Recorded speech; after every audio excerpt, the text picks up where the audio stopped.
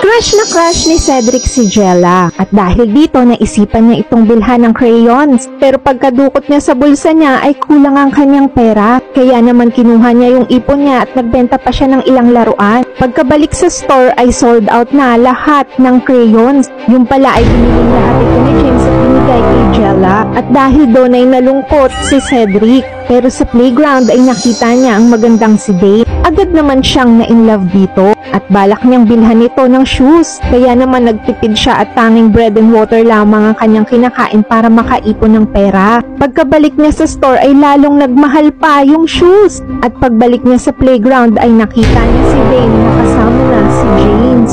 Nagalit si Cedric at siya ay lungkot na lungkot, pero habang siya ay naglalakad ay nakasagi siya ng nakascooter na si Missy.